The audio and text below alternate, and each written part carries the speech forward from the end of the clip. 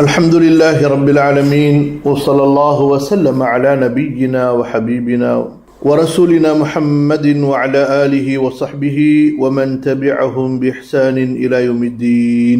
سبحانك لا علم لنا إلا ما علمتنا إنك أنت العليم الحكيم. رب اشرح لي صدري ويسر لي أمري. اللهم علمني ما ينفعني وانفعني بما علمتني وزدني علما. اللهم اغفر لجميع المسلمين والمسلمات والمؤمنين والمؤمنات الأحياء منهم والأموات، واغفر لجميع العلماء الذين خدموا دينك ونصروه ونشروه ودعوا إليه، والذين جاهدوا في سبيلك بأموالهم وأنفسهم حتى أتاهم اليقين. بسم الله الرحمن الرحيم. ஹிஜ்ராவின் தொடக்கம். ரசூலுல்லா ஸல்லல்லாஹு அலைஹி வஸல்லம் அவர்களுடைய வாழ்க்கை வரலாறை தொடர்ந்து நாம் படித்து வருகிறோம். அதில் இன்ஷா அல்லாஹ் நாம் இன்றைய பாடம் ஹிஜ்ராவின் தொடக்கத்தை படிக்க இருக்கிறோம். ரசூலுல்லா ஸல்லல்லாஹு அலைஹி வஸல்லம் அவர்களுடைய வாழ்க்கை வரலாறை படிப்பதே மனதிற்கு மிகவும் இன்பமான சுகமான ஒன்று. அல்லாஹ் சுப்ஹானஹு வ தஆலா இந்த கல்வியின் மூலம் ரசூலுல்லாஹி ஸல்லல்லாஹு அலைஹி வஸல்லம் அவர்கள் மீது நமக்கு அன்பையும் பாசத்தையும் அவர்களோடு நமக்கு நெருக்கத்தையும் அதிகப்படுத்துவானாக.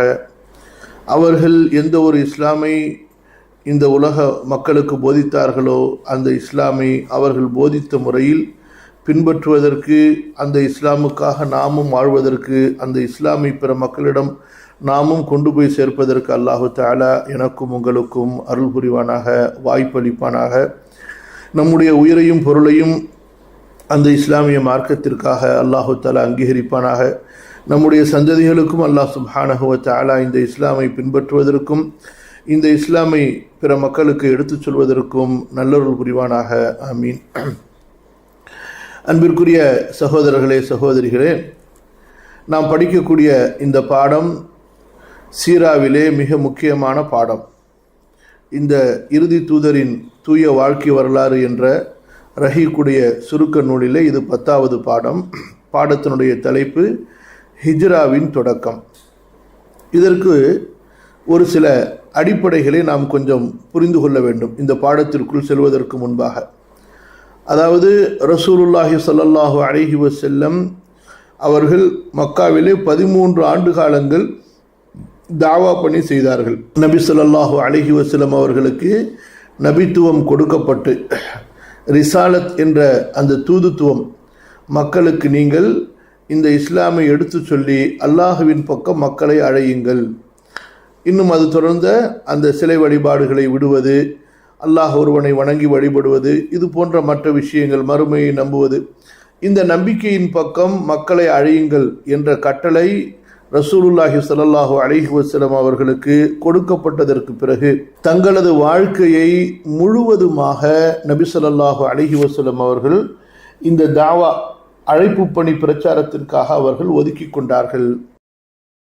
ஹதீஜா ரலியல்லாஹு அன்ஹா அவர்களுடைய அந்த செல்வத்திலிருந்து, அந்த செல்வத்தை பெருக்கியதின் மூலமாக, அந்த செல்வத்தை வளர்ச்சியடைய செய்ததின் மூலமாக, அந்த செல்வத்திலே வியாபாரம் செய்ததின் மூலமாக தனக்கு என்ன செல்வம் வருவாய் கிடைத்ததோ அந்த வருவாய் அனைத்தையும் ரசூலுல்லாஹி ஸல்லல்லாஹு அலைஹி வஸல்லம் மக்காவினுடைய 13 ஆண்டுகால அந்த தாவா பணியிலே செலவழித்தார்கள்.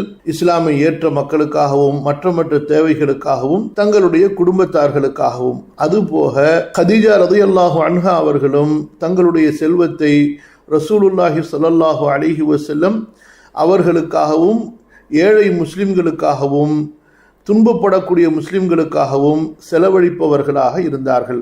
இது குறித்த ரசூலுல்லாஹி ஸல்லல்லாஹு அலைஹி வஸல்லம் அவர்களே சொல்லியிருக்கின்றார்கள், மக்களெல்லாம் என்னை கைவிட்ட போது கானத் துவாசீனி, அவர்கள் எனக்கு ஆதரவு தந்து கொண்டிருந்தார்கள். முவாசாத் என்று சொன்னால் சொல்லாலும் செயலாலும் பொருளாலும் ஒருவருக்கு சப்போர்ட், ஆதரவு கொடுப்பதை சொல்லப்படும். அதைத்தான் ஹதீஜா ரலியல்லாஹு அன்ஹா அவர்கள் தனக்கு செய்தார்கள் என்று ரசூலுல்லாஹி ஸல்லல்லாஹு அலைஹி வஸல்லம் அவர்கள் மிக அழகாக ஹதீஜா ரலியல்லாஹு அன்ஹா அவர்களை புகழ்ந்து சொன்னார்கள். என்ன கருத்து நாம் இந்த இடத்திலே பதிவு செய்ய விரும்புகிறோம் என்றால், நபி ஸல்லல்லாஹு அலைஹி வஸல்லம் அவர்களுடைய அந்த 13 ஆண்டுகால வாழ்க்கை மக்காவிலே முழுமையாக தாவா பணிக்காக அர்ப்பணிக்கப்பட்டிருந்தது. அவர்களுடைய உலக தேவைகள் அனைத்தும் அவர்களிடத்திலே இருந்த செல்வத்தை கொண்டு பூர்த்தி செய்யப்பட்டது. புதிதாக எந்த ஒரு தொழிலையோ வியாபாரத்தையோ ரசூல் ஸல்லல்லாஹு அலைஹி வஸல்லம் அவர்கள் செய்யவில்லை. தங்களுடைய செல்வத்தையும் தங்களுடைய மனைவியின் மூலமாக இந்த மார்க்கத்திற்கு கொடுக்கப்பட்ட செல்வத்தையும் தாவா பணிக்காக ரசூலுல்லாஹி ஸல்லல்லாஹு அலைஹி வஸல்லம் செலவழித்தார்கள். அதுபோக உடலாலும் மனதாலும் பெரிய அளவு, அதாவது நம்முடைய வார்த்தைகளால் வர்ணிக்க முடியாத அளவுக்கு நபி ஸல்லல்லாஹு அலைஹி வஸல்லம் அவர்களுக்கு பிரச்சனைகள் இருந்தன மக்கா வாழ்க்கையிலே. எத்தகைய பிரச்சனைகள்? குறைஷிகள் மூலமாக, ஏனைய அரபு குலத்தவர்கள் மூலமாக நபி ஸல்லல்லாஹு அலைஹி வஸல்லம் அவர்களுக்கும் இஸ்லாமை ஏற்றவர்களுக்கும் தொடர்ந்து நெருக்கடிகள் கொடுக்கப்பட்டு கொண்டிருந்தன. அதாவது தாங்கள் மார்க்கத்தை ஏற்றுக்கொள்ளாமல் இருந்தது ஒரு பக்கம், அந்த அரபுலக மக்கள் குறைஷிகளும் மற்ற ஏனைய முக்கியமான குலத்தவர்களும் தாங்கள் இஸ்லாமை ஏற்றுக்கொள்ளாமல் இருந்தது ஒரு பக்கம் போக, இஸ்லாமை ஏற்று இஸ்லாமிய மார்க்கத்தை பின்பற்றி கொண்டிருந்த அந்த ஏழை பாமர சஹாபாக்களுக்கு மார்க்கத்தை பின்பற்ற விடாமல், தொழுகையை நிறைவேற்ற விடாமல், அவர்கள் தங்களை முஸ்லிம் என்று அடையாளப்படுத்தி கொள்ள விடாமல், இஸ்லாமின் பக்கம் பிற மக்களை அழைக்க விடாமல் பலவிதமான நெருக்கடிகளை, தொந்தரவுகளை, இன்னல்களை, துன்பங்களை, தடைகளை ஏற்படுத்தி கொண்டிருந்தார்கள், கொடுத்து கொண்டிருந்தார்கள் அந்த குறைஷி அரபுகள். அதனுடைய பல விஷயங்களைத்தான் சென்ற அமர்வுகளிலே பார்த்தோம். இறுதியாக நபி ஸல்லல்லாஹு அலைஹி வஸல்லம் அவர்களுக்கு மக்காவிலே வாழ்வதே சிரமமாகிவிட்ட போதுதான் அவர்கள் அங்கிருந்து புறப்பட்டு தாயிஃப் சென்றார்கள். தாயிஃபிலே என்ன நடந்தது என்பதையும் நாம் படித்தோம். அதற்கு பிறகு எங்கே செல்வது, எந்த ஊருக்கு செல்வது என்ற பெரிய குழப்பத்துக்கு மத்தியிலே ரசூலுல்லாஹி ஸல்லல்லாஹு அலைஹி வஸல்லம் அவர்கள் மீண்டும் மக்காவிற்கு வருவதை தேர்ந்தெடுத்தார்கள். ஆனால் மக்காவிற்குள் எப்படி நுழைவது, அதிலிருந்து அவர்கள் வெளியேறியதற்கு பிறகு அவர்களுக்கு இருந்த அந்த பலவீனமான பாதுகாப்பும் அங்கே முடிவுக்கு வந்துவிட்ட போது மீண்டும் எப்படி மக்காவிற்குள் காலெடுத்து வைப்பது என்ற பயத்தில் ரசூலுல்லாஹி ஸல்லல்லாஹு அலைஹி வஸல்லம் அவர்கள் தயங்கிக் கொண்டிருந்த போதுதான் முத்இம் இப்னு அதி அவர்களுடைய பாதுகாப்பில், அவர்களுடைய அரவணைப்பில், அவர்களுடைய கார்மானத்தில் ரசூலுல்லாஹி ஸல்லல்லாஹு அலைஹி வஸல்லம் மக்காவிற்குள் நுழைகிறார்கள். ஆனால் பெரிய அளவு மக்காவிலே அழைப்பு பணி பிரச்சாரம் செய்ய முடியவில்லை. காரணம் என்ன? மக்காவிலே இருந்த தெருக்கள், குடும்பத்தவர்கள், இன்னும் மக்காவை சுற்றி இருந்த தெருக்கள், குடும்பத்தவர்களுக்கெல்லாம் அழைப்பு பணி நிறைவாக கொடுக்கப்பட்டிருந்தது. ஆனால் அந்த மக்களோ இஸ்லாமை ஏற்றுக்கொள்ளாமல் நிராகரித்து வெளிப்படையாக பகைமையை காட்டிக் கொண்டிருந்தார்கள். அத்தகைய மக்களிடத்திலே மீண்டும் மீண்டும் சென்று தாவா செய்வது மிகப்பெரிய எதிர்ப்பை சம்பாதித்து கொடுத்துவிடும். மக்காவிலே கொஞ்ச நெஞ்சம் நாம் நிம்மதியாக இருப்பது கூட முடியாமல் போய்விடும் என்ற காரணத்தால் நபி ஸல்லல்லாஹு அலைஹி வஸல்லம் அவர்கள் மாற்று ஏற்பாடை தேடினார்கள். அந்த மாற்று ஏற்பாடுடைய ஒரு வழியாகத்தான் ரசூலுல்லாஹி ஸல்லல்லாஹு அலைஹி வஸல்லம் என்ன செய்தார்கள் என்றால், ஹஜ்ஜுக்கு வரக்கூடிய அந்த மக்களை சந்திக்க அவர்கள் விரும்பினார்கள். அபூபக்கர் ரலியல்லாஹு அன்ஹு அவர்களை அழைத்து கொண்டு ரசூலுல்லாஹி ஸல்லல்லாஹு அலைஹி வஸல்லம் ஹஜ்ஜுடைய காலங்களிலே ஹஜ்ஜுக்கு வந்திருந்த அரபு குலத்தவர்களுக்கு இந்த இஸ்லாமை அறிமுகப்படுத்தினார்கள். அரபு குலத்தவர்கள் எல்லாம் பயந்தார்கள். குறைஷிகளுடைய எதிர்ப்பை மீறி எப்படி முஹம்மதை நாம் பின்பற்றுவது என்ற தயக்கம் அவர்களுக்கு மிக ஆழமாக இருந்த காரணத்தால், அது மட்டுமல்லாமல் முஹம்மது ஸல்லல்லாஹு அலைஹி வஸல்லம் அவர்களை ஏற்றுக்கொண்டால் முழு அரபுலகத்தினுடைய பகைமையை நாம் எதிர்கொள்ள வேண்டி வரும், சுற்றியுள்ள மன்னர்களுடைய பகைமையை, போரை எதிர்கொள்ள வேண்டி வரும் என்ற பயம் அவர்களுக்கு இருந்த காரணத்தால் முஹம்மது ஸல்லல்லாஹு அலைஹி வஸல்லம் அவர்களுடைய காரியம் பிறகு என்னவாகிறது என்பதை பார்த்து நாம் முடிவு செய்து கொள்ளலாம் என்ற அடிப்படையிலே அந்த அரபு மக்கள் எல்லாம் சென்று விட்டார்கள். ரசூலுல்லாஹி ஸல்லல்லாஹு அலைஹி வஸல்லம் அவர்களை நம்பிக்கை கொள்ள தயாராகவில்லை. ரசூலுல்லாஹி ஸல்லல்லாஹு அலைஹி வஸல்லம் அவர்கள் என்ன செய்வார்கள் என்றால், அந்த ஹஜ்ஜுடைய காலங்களிலே உகாத், மஜன்னா, அதுபோன்று தில் மஜாஸ் போன்ற அந்த கடை தெருவுகளில் நின்று கொண்டு அபூபக்கர் ரலியல்லாஹு அன்ஹு அவர்களை அருகிலே வைத்துக்கொண்டு கூலு லா இலாஹ இல்லல்லாஹ் துஃப்லிஹூ, நீங்கள் லா இலாஹ இல்லல்லாஹ் சொல்லுங்கள் வெற்றி அடைவீர்கள். ஹல் பின் அஹதின் யம்னஉனி ஹத்தா உபல்லிக தஅவத ரப்பி, யாராவது எனக்கு பாதுகாப்பு கொடுப்பவர்கள் இருக்கிறார்களா, என்னை அழைத்து செல்பவர்கள் இருக்கிறார்களா, நான் எனது இறைவனின் அழைப்பை மக்களுக்கு எடுத்துச் சொல்வதற்காக. இப்படியாக ரசூலுல்லாஹி ஸல்லல்லாஹு அலைஹி வஸல்லம் அவர்கள் தொடர்ந்து பொது அறிவிப்பு செய்து கொண்டிருந்தார்கள். ஆனால் அவர்களுக்கு பின்னால் அபூஜஹல் இருந்து கொண்டு, மற்ற குறைஷி தலைவர்கள் இருந்து கொண்டு, இந்த முஹம்மத் சாபிஉன், மதம் மாறியவர், குறைஷிகளுடைய கொள்கையை விட்டு விலகியவர், அல்லது இவர் ஒரு பைத்தியக்காரர், இவர் ஒரு சூனியக்காரர் என்பதாக எதிர்பிரச்சாரம் செய்து கொண்டிருப்பான். இதனால் மக்கள் ஒன்று கூடி ரசூலுல்லாஹி ஸல்லல்லாஹு அலைஹி வஸல்லம் அவர்களுடைய அழைப்பை சரியாக செவியுற முடியாமல் போனது. அது மட்டுமல்லாமல் செவியுற முடிந்தாலும் கூட பயத்தின் காரணமாக அவர்கள் விலகி செல்பவர்களாக இருந்தார்கள். இப்படியாக நபி ஸல்லல்லாஹு அலைஹி வஸல்லம் அவர்களுடைய அந்த சூழ்நிலை, அந்த நிலைமை இருந்தபோதுதான் நபி ஸல்லல்லாஹு அலைஹி வஸல்லம் அவர்கள் கூடாரங்களிலே சென்று அரபு மக்களை சந்திக்கலாம் என்று முயற்சி செய்தபோது அல்லாஹ் சுப்ஹானஹு வ தஆலா வழிகாட்டினான். அதாவது ஹிஜ்ரி 11, அதாவது நபித்துவத்தினுடைய 11வது ஆண்டு, ஹிஜ்ரி அல்ல, நபித்துவத்தினுடைய 11வது ஆண்டிலே மதீனாவிலிருந்து ஹஜ்ஜுக்காக வந்திருந்த 6 வாலிபர்கள், அவர்களை சந்திக்கக்கூடிய ஒரு பெரிய வாய்ப்பு ரசூலுல்லாஹி ஸல்லல்லாஹு அலைஹி வஸல்லம் அவர்களுக்கு கிடைத்தது. அந்த சந்திப்பிலே அந்த 6 வாலிபர்களுக்கும் ரசூலுல்லாஹி ஸல்லல்லாஹு அலைஹி வஸல்லம் அவர்கள் தாவா கொடுக்க அவர்கள் உடனடியாக இஸ்லாமை ஏற்றுக்கொண்டார்கள்.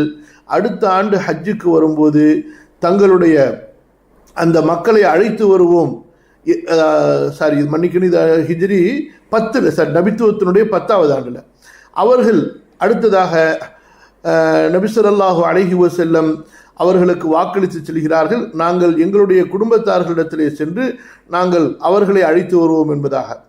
அப்போது ரசூலுல்லாஹி ஸல்லல்லாஹு அலைஹி வஸல்லம் அவர்களை சந்திப்பதற்காக மதீனாவிலிருந்து வருகிறார்கள்.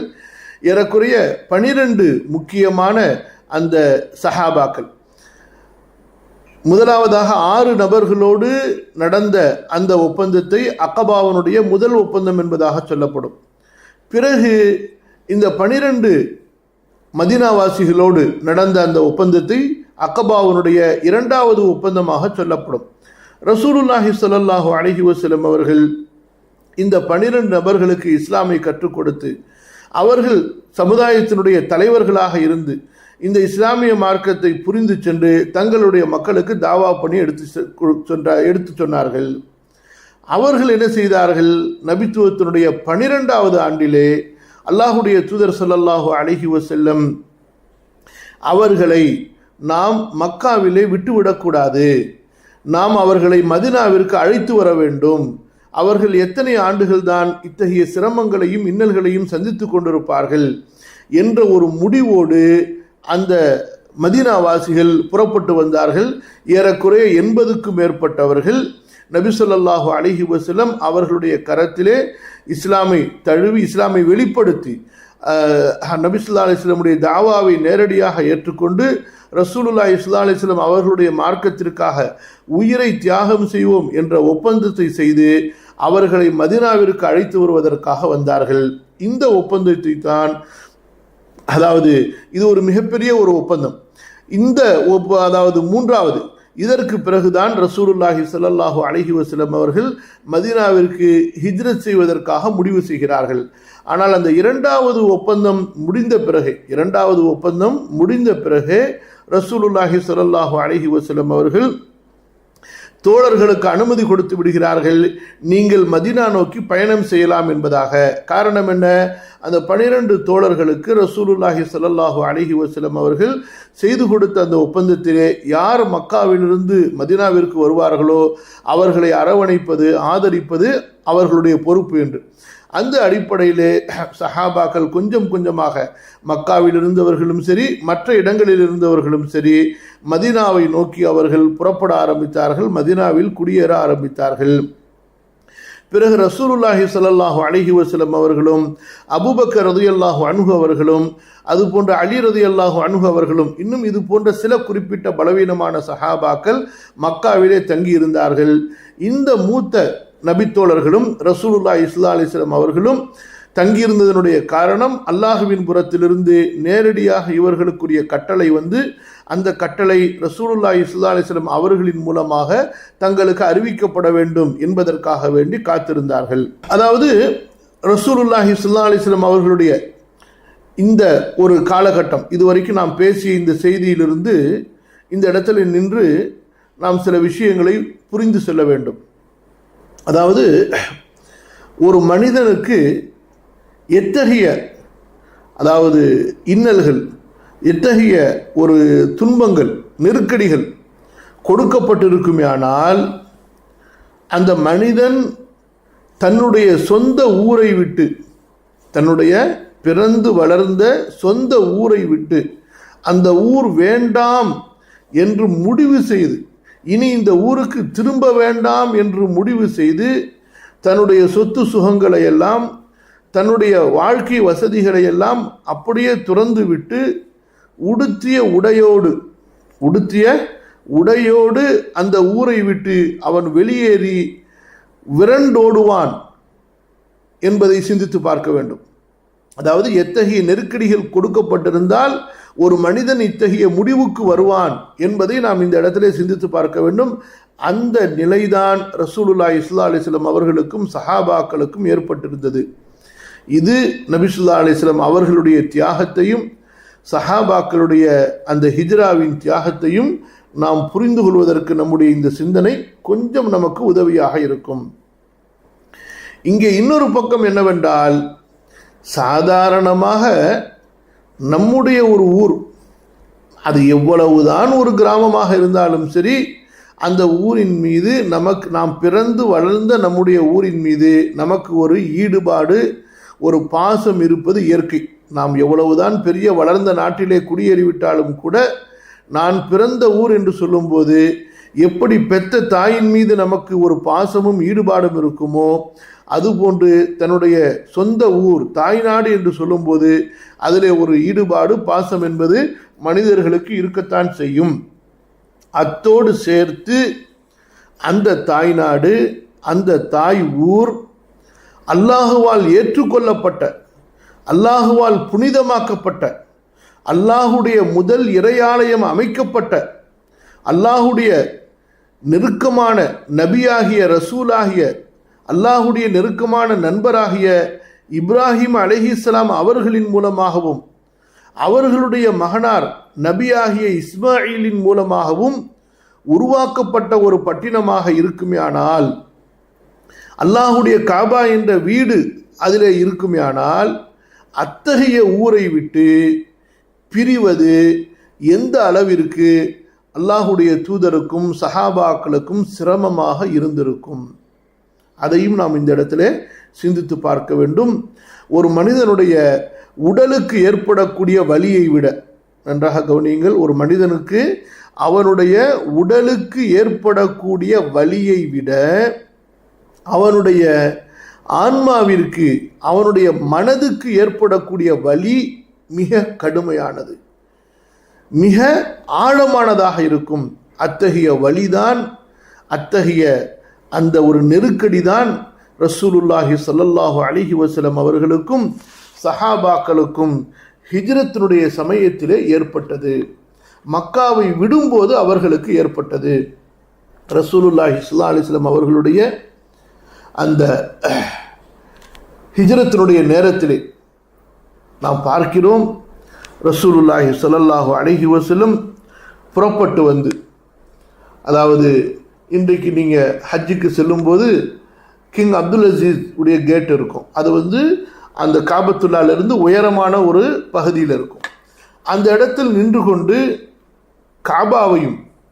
காபாவை சுற்றியிருந்த குடியிருப்புகளையும் ரசூலுல்லாஹி ஸல்லல்லாஹு அலைஹி வஸல்லம் முன்னோக்கியவர்களாக காபாவிடத்திலே தனது மனக்கவலையை வெளிப்படுத்துகிறார்கள். மனக்கவலையை காபாவிடத்திலே பேசுவதை போன்று அந்த பேச்சின் மூலமாக வெளிப்படுத்துகிறார்கள். மக்காவிடத்திலே தனது கவலையை வெளிப்படுத்துகிறார்கள். சொல்கிறார்கள், இந்த பூமியிலேயே அல்லாஹுடைய இந்த பூமியிலேயே எனக்கு மிக விருப்பமான பூமி மக்காவே நீதான். உன்னிலிருந்து என்னுடைய மக்கள் என்னை வெளியேற்றி இருக்கவில்லை என்றால் நான் ஒருபோதும் இந்த ஊரை விட்டு வெளியேறி இருக்க மாட்டேன். நான் வேறு ஊரிலே குடியேறி இருக்க மாட்டேன். உன் பக்கம் என் உள்ளம் ஏங்குகிறது என்று கூறியவர்களாகவும் அழுதவர்களாகவும் ரசூலுல்லாஹி ஸல்லல்லாஹு அலைஹி வஸல்லம் தங்களது ஹிஜ்ராவை தொடர்ந்தார்கள். இதுதான் எல்லா சஹாபாக்களுடைய நிலையாகவும் இருந்தது. அதாவது கொஞ்சம் யோசித்து பாருங்கள், அல்லாஹுடைய அந்த பிரியம் என்பது இயற்கையான ஒன்று. ஒவ்வொரு மனிதனுடைய உள்ளத்திலும் இறைவனுடைய பிரியம் என்பது இயற்கையான ஒன்று. சிலை வணங்கிகள் அந்த பிரியத்தை தவறான முறையிலே தங்களுடைய சிலைகளின் மீது வைத்து விடுகிறார்கள். மூமின்களை பொறுத்தவரை அவர்களுடைய அந்த பிரியம் என்பது மிக ஆழமாக இருக்கும் என்று அல்லாஹு தஆலா சொல்லி காட்டுகின்றான். وَمِنَ النَّاسِ مَن يَتَّخِذُ مِن دُونِ اللَّهِ أَندَادًا يُحِبُّونَهُمْ كَحُبِّ اللَّهِ وَالَّذِينَ آمَنُوا أَشَدُّ حُبًّا لِلَّهِ. மக்களிலே சிலர் அல்லாஹ்வை விட்டுவிட்டு அல்லாஹ்விற்கு இணையாக தெய்வங்களை ஏற்படுத்தி கொண்டு அந்த தெய்வங்களை நேசிக்கிறார்கள், விரும்புகிறார்கள், அல்லாஹ்வை நேசிப்பது போல. ஆனால் அல்லாஹுவை நம்பிக்கை கொண்ட உண்மை மூமின்களோ அல்லாஹுவை தான் கடுமையாக நேசிப்பார்கள். இந்த இடத்துல ஒரு விஷயத்தை பாருங்க. இந்த முஸ்லிம்கள்ல அதாவது தர்கா வணங்கிகள், கபர் வணங்கிகள் இருப்பாங்க, கபர் வர்ஷிப்பர்ஸ். அவங்க எப்படின்னா அல்லாஹ்வுடைய வணக்க வழிபாடுகளுக்கு கொடுக்கிற முக்கியத்துவத்தை விட, மஸ்ஜிதுகளுக்கு கொடுக்கிற முக்கியத்துவத்தை விட அவங்க தர்காக்களுக்கு, கபர்களுக்கு, அந்த இறைநேசர்கள் அடக்கம் செய்யப்பட்டிருக்கக்கூடிய அந்த இடங்களுக்கு ரொம்பவும் முக்கியத்துவமும் ரொம்பவும் புனிதத்தையும் கொடுப்பாங்க. அங்கே போனால் நீண்ட நேரம் இருக்கிறது, ரொம்ப நேரம் அங்கே நிற்கிறது, பணிகிறது, சில பேர் ருக்கு செய்கிறது, சில பேர் சுஜூது செய்கிறது, சில பேர் உட்காந்துக்கிட்டு ஓதுறது. இப்போ பாருங்க, நல்ல கவனிங்க நீங்க, இந்த எப்படி சிலை வணங்கிகளிடத்துல சிலைகளின் மீது அவர்களுக்கு அல்லாஹுவை விட அதிகமான அன்பு இருக்குமோ, அதே போலதான் இந்த தரிகால சூஃபிசத்தில் இந்த தர்கா வழிபாட்டில் போனவர்களுக்கு அல்லாஹுவின் மீது இருக்கக்கூடிய அன்பை விட, அல்லாஹுடைய இபாதத்தின் மீது இருக்கக்கூடிய பிடிப்பை விட, மஸ்ஜிதிலே சென்று தொழுவது வணங்குவதனுடைய அந்த இபாதத்துகள் மீது இருக்கக்கூடிய பற்றை விட, பாசத்தை விட, தர்காக்களுக்கு சென்று அங்குள்ள கபர்களை வணங்குவது, கபர்களுக்கு பூஜை செய்வது, கபர்களை சுற்றி வருவது, கபர்கள் மீது நம்பிக்கை வைப்பது, கபர்களுக்கு புனிதத்தை வெளிப்படுத்துவது, அங்கே தங்கி இருப்பது, அங்கே பிரார்த்தனை செய்வதிலே, அந்த கபரிலே அடங்கி இருக்கக்கூடிய இறைநேசர்களின் மீது அன்பு வைப்பதிலே அவர்களுக்கு எந்த அளவு கடுமையான ஆழம் இருக்கும் என்றால், அல்லாஹுவை விடவும் அல்லாஹுடைய வணக்க வழிபாடுகளை விடவும் அவர்களுக்கு அதிகமாக இருக்கும். இதை நீங்கள் யதார்த்த வாழ்க்கையிலே இன்றும் பார்க்கலாம். ஆனால் அவர்களுடைய இந்த பொய்யான, இந்த ஷிர்கான நம்பிக்கை, ஷிர்கான முஹப்பத், ஷிர்கான ஈடுபாடுகள் எல்லாம் ஒரு குப்பைக்கு சமம். அல்லாஹுடைய ஏகத்துவத்தில் உறுதியாக இருக்கக்கூடிய, அல்லாஹுவை உண்மையாக நேசித்து அவன் ஒருவனை மட்டுமே வணங்கக்கூடிய ஒரு மூமினான ஆண் பெண்ணுடைய உள்ளத்தில் இருக்கக்கூடிய அல்லாஹுவின் மீது உண்டான ஈமானுக்கும் அன்புக்கும் முன்னால். ஒரு தடவை ஒரு அரபு பையன், அந்த பையனிடத்தில் பேசி கொண்டிருக்கும்போது எனக்கு பக்கத்தில் இருந்த ஒருத்தர், நீ இந்தியாவில் குடியேறிடு, உனக்கு என்னென்ன வேணுமோ நான் செஞ்சு தர்றேன், அதாவது சொல்கிறார், இது தர்றேன், அது தர்றேன், வீடு தர்றேன், எல்லாமே சொல்லிக்கிட்டே வர்றாரு. நீ இங்கே குடியேறிடு. அரபு பையன், சின்ன பையன்தான், உனக்கு எல்லாமே உனக்கு இங்கே செஞ்சு தரேன் அப்படின்னு சொல்லிட்டு. அந்த பையன் மார்க்கத்தை ரொம்ப பெருசாக தெரிஞ்ச பையன்லாம் கிடையாது. சுப்ஹானல்லாஹ், எல்லாத்தையும் பொறுமையாக கேட்டுக்கிட்டே இருந்த பையன் கடைசியில் அந்த பையன் கேட்குறான், எனக்கு இங்கே மக்கா கிடைக்குமா, காபா கிடைக்குமான்னு கேட்குறான். சுப்ஹானல்லாஹ், நினச்சி பாருங்க, அந்த சின்ன பையனுடைய உள்ளத்தில் அவனுக்கு அந்த நேரத்தில் என்ன தெரிஞ்சிருக்கும், என்ன அவன் உணர்ந்திருப்பான். அதான் ஃபித்ராவுடைய ஈமான் என்பது. அந்த பையன் எனக்கு நீ எல்லாமே கொடுத்துருவ, ஆனால் எனக்கு என்னுடைய நாட்டில் இருக்கக்கூடிய மக்கா, என்னுடைய இறைவனுடைய ஆலயம் காபா எனக்கு கிடைக்குமா, நினைச்ச நேரத்தில் நான் அதை பார்க்க முடியுமா அப்படின்னு அவர் கேட்டார் பாருங்க. சுப்ஹானல்லாஹ். இதுதான். ஸோ இது 1400 ஆண்டுக்கு பிறகு வந்திருக்கக்கூடிய இஸ்லாமை அதாவது இவ்வளவு பலவீனத்தோடு அறிந்திருக்கக்கூடிய ஒரு குடும்பத்தில் பிறந்த ஒரு சாதாரண குழந்தையுடைய ஈமானே இந்த அளவுக்கு இருக்கிறது என்றால், அல்லாஹ்வுடைய முஹப்பத்தை இந்த அளவுக்கு இருக்கிறது என்றால், சுப்ஹானல்லாஹ், ரசூலுல்லாஹி ஸல்லல்லாஹு அலைஹி வஸல்லம் அவர்களுடைய சஹாபாக்களுடைய ஈமான் எந்த நிலையில் இருந்திருக்கும், அவர்களது பிரியம் அல்லாஹுவின் மீதும் அல்லாஹுடைய ஊரின் மீதும் அல்லாஹுடைய வீட்டின் மீதும் எந்த அளவு இருந்திருக்கும். ஸோ அவர்களுடைய அந்த பிரிவு என்பது காபாவை விட்டு மக்காவை விட்டு எந்த அளவுக்கு அவர்களுக்கு கடினமாக இருந்திருக்கும் என்பதை நாம் சிந்தித்து பார்க்க வேண்டும்.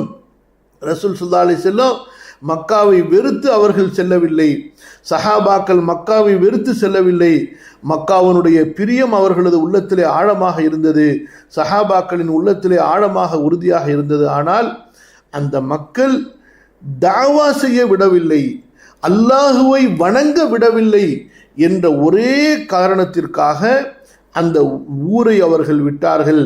அந்த ஊரில் உள்ள தங்களுடைய சொத்து சுகம், தங்களுடைய வாழ்க்கை வசதிகள், உடைமைகள் அனைத்தையும் விட்டு சென்றார்கள் என்றால், நபி ஸல்லல்லாஹு அலைஹி வஸல்லம் அவர்களும் சஹாபாக்களும் தாவாவுக்கும் இபாதத்துக்கும் இந்த தீனுக்கும் கொடுத்த முக்கியத்துவத்தை நாம் சற்று புரிந்து கொள்ள வேண்டும்.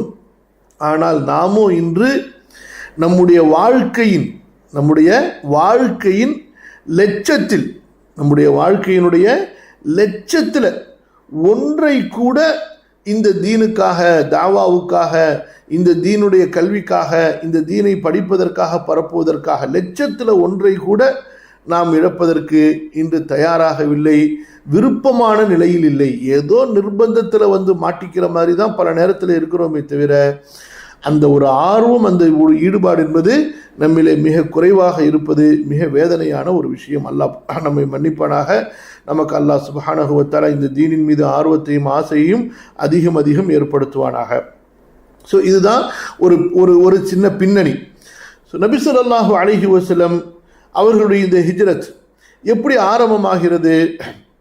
அப்போ இந்த 2வது ஒப்பந்தத்துக்கு பிறகு சஹாபாக்கள் வந்து முடிவு செஞ்சுட்டு போயிட்டாங்க. நபி ஸல்லல்லாஹு அலைஹி வஸல்லம் அவர்களே, நீங்கள் மக்காவில் தொடர்ந்து இருக்காதீங்க, நீங்கள் கண்டிப்பாக புறப்பட்டு நீங்கள் மதீனாவுக்கு வந்துடுங்க.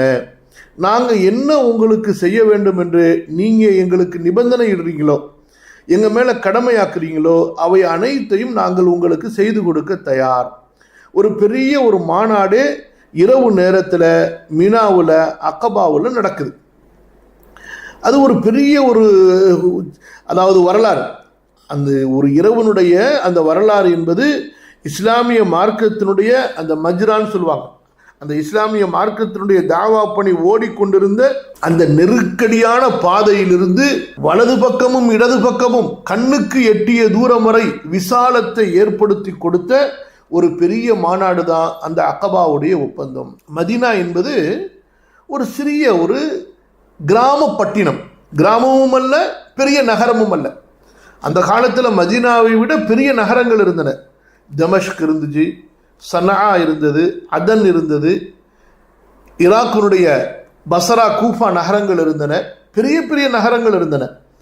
ஆனால் அவற்றையெல்லாம் ஒப்பிட்டு பார்க்கும்போது மதீனா என்பது அந்த அரபிய தீபகற்பத்திலே ஒரு கிராம பட்டினம். அதாவது கிராமமும் அல்ல, பெரிய நகரமும் அல்ல. நம்ம ஊரில் தாலுக்கான்னு சொல்லுவாங்க பாருங்க, ஜில்லா தாலுக்கான்னு சொல்லிட்டு, அந்த அளவுக்கு தான். அந்த மதீனாவிலே பூர்வ குடிமக்கள் சில பேர், பிறகு வந்து குடியேறிய யூதர்கள், பிறகு தூரமான கிராமங்களிலே பல அரபு குலத்தவர்கள், இவ்வளவுதான். ஆனாலும் அவுஸ் ஹஸ்ரஜ் என்ற அந்த மதீனாவாசிகள், இவர்களுடைய பூர்வீகம் எங்கிருந்து வந்தது? இவர்கள் ஏமன் நாட்டிலிருந்து குடியேறிய அரபுகள். இந்த அவுஸ் ஹஸ்ரஜை பொறுத்தவரை இவர்கள் தங்களுக்கு மத்தியிலே நீண்ட காலமாக சண்டை செய்து கொண்டிருந்தார்கள். ஒரே தாய் தந்தையிலிருந்து பிரிந்த 2 சகோதரர்களிலிருந்து உருவானவர்கள் தான் இந்த அவுஸ் ஹஸ்ரஜ் என்ற மதீனாவினுடைய பூர்வ குடிமக்கள்.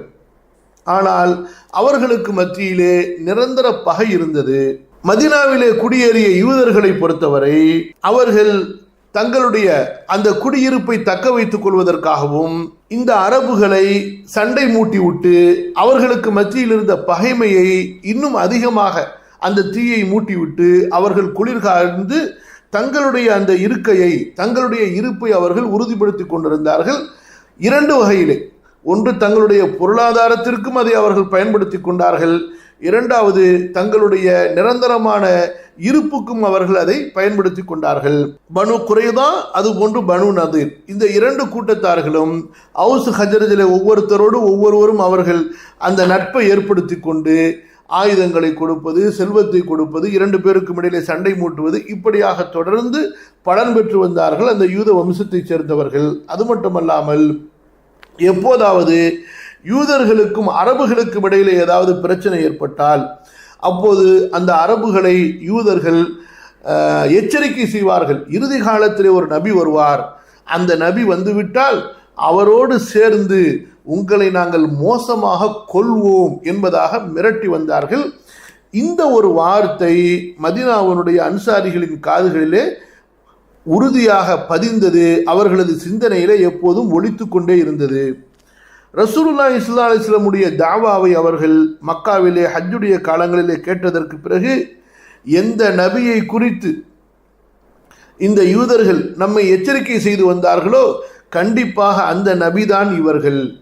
எனவே யூதர்கள் இஸ்லாமை ஏற்பதற்கு முன்னால் முன்கூட்டி நாம் இஸ்லாமை ஏற்றுக்கொள்வோம், நமக்கு மத்தியில் இருக்கக்கூடிய அந்த பகைமையை சண்டையை இந்த நபியின் மூலமாக அல்லாஹ் சுப்ஹானஹு வ தஆலா நீக்கி விடுவான் என்ற ஆதரவிலே அவுஸ் ஹஜரஜனுடைய குடும்பத்தார்களுடைய இரண்டு தலைவர்களும் ரசூலுல்லாஹி ஸல்லல்லாஹு அலைஹி வஸல்லம் அவர்களை அந்த மினாவிலே அக்கபாவிலே சந்தித்து இஸ்லாமை ஏற்றுக்கொண்டார்கள். அது மட்டுமல்லாமல் அடுத்த ஆண்டு அவர்கள் அழைத்து வந்த அந்த 80 மதீனாவாசிகளுடைய அந்த ஆதரவை அவர்களுக்கு கொடுத்து, என்ன ஆனாலும் சரி முழு அரபுலகத்தினுடைய பகைமையையும் நாங்கள் எதிர்க்க சந்திக்க துணிவோடு தயாராக இருக்கிறோம், அதில் எந்த விதமான மாற்று கருத்தும் இல்லை, நீங்கள் எங்களோடு புறப்பட்டு வாருங்கள், அப்போதே வாருங்கள் என்ற அந்த ஒரு உறுதியோடு அவர்கள் வந்திருந்தார்கள்.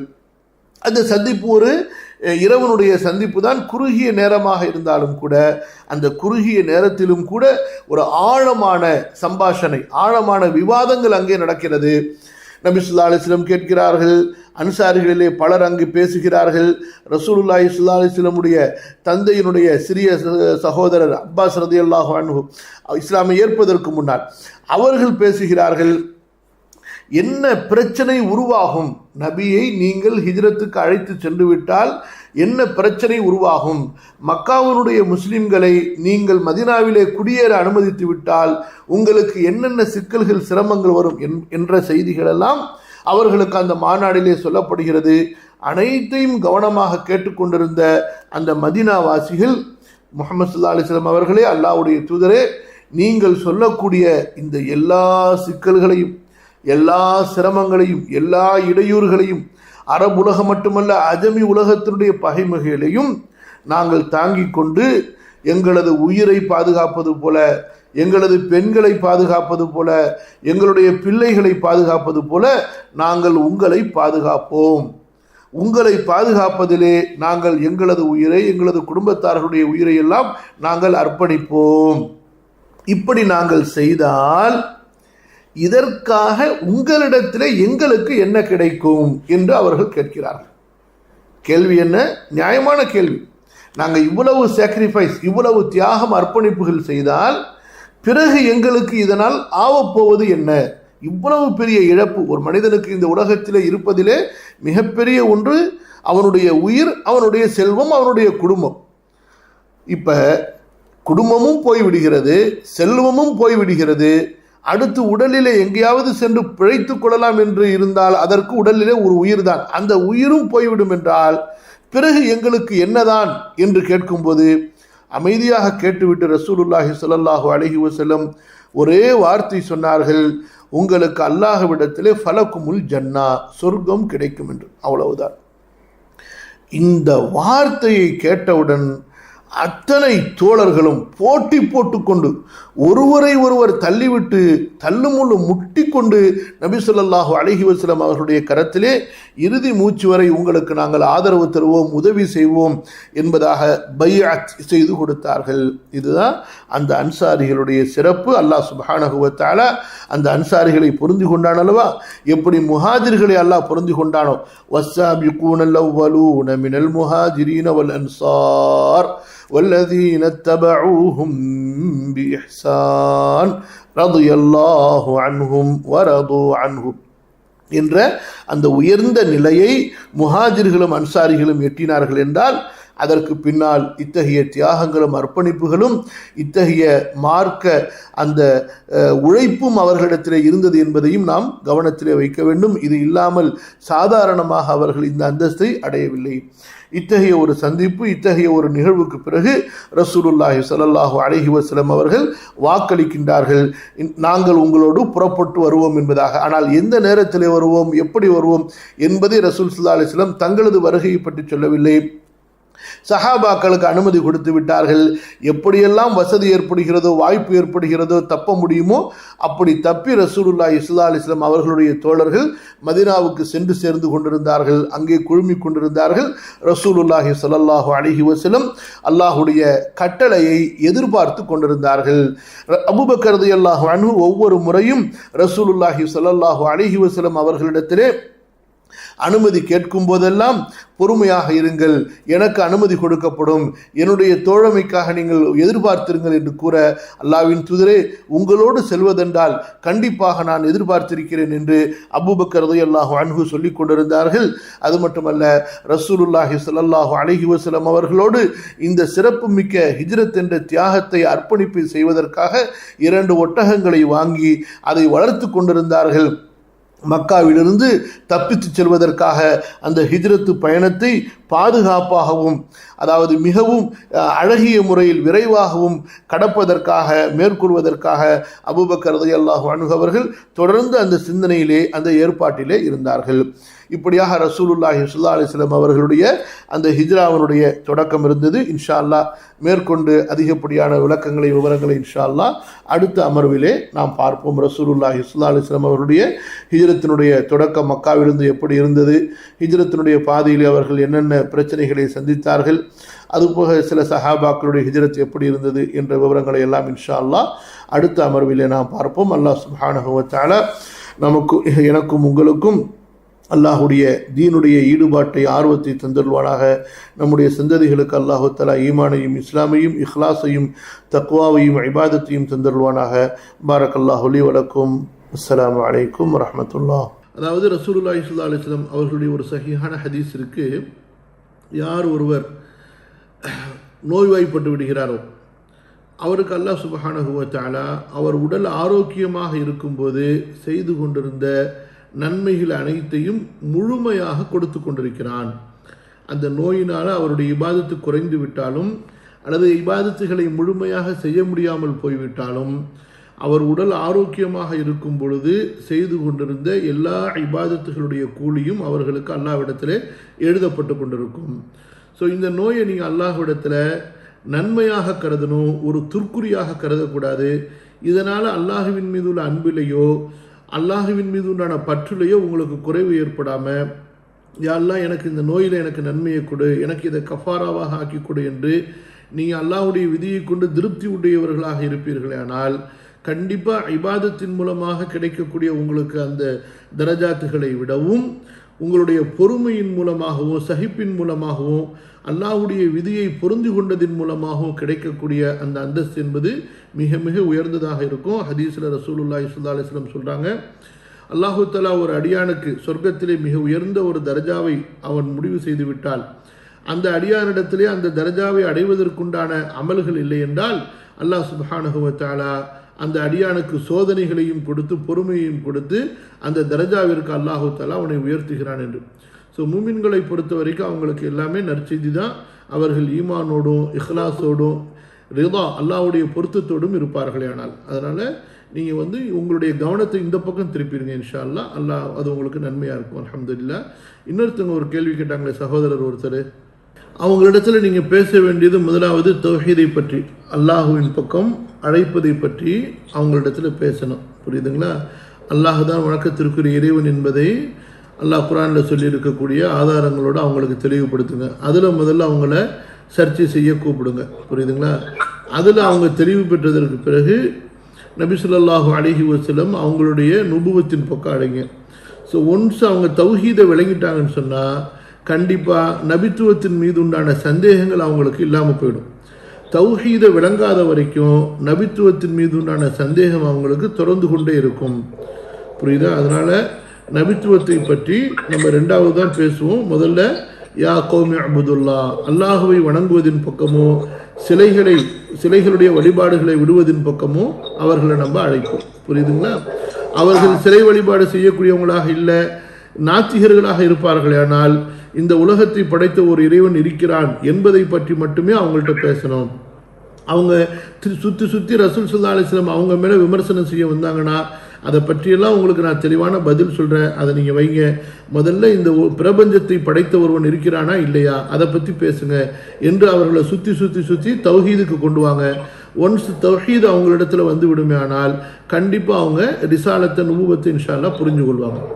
அவர்கள் என்னென்ன மாதிரியான சந்தேகங்களை சொல்கிறாங்களோ நீங்கள் இந்த டீப்பாக தாவாவில் போகிறதுக்கு முன்னாடி நபி ஸல்லல்லாஹு அலைஹி வஸல்லம் அவங்களுடைய ரிசாலத்தை பற்றியும் அவங்களுடைய நுபுவத்தை பற்றியும் போதுமான அந்த அறிவு உங்களிடத்துல இருக்கும் பட்சத்தில் நீங்கள் இந்த மாதிரி அவங்கள போய் சந்திங்க. யார் இந்த மாதிரி ரிசாலத்தின் நபித்துவத்தின் மேலே குழப்பங்களை உண்டு பண்ணுவாங்களோ, அதற்குண்டான தெளிவு உங்களிடத்துல இல்லையோ, அந்த மாதிரி மக்கள்கிட்ட நீங்கள் போய் தாவா கொடுத்து நீங்கள் ஈமானில் பலவீனமாயிடாதீங்க. அதனால் அது சம்பந்தப்பட்ட அந்த தெளிவான கல்வியை நீங்கள் முதல்ல எடுத்துக்கொள்ளுங்க.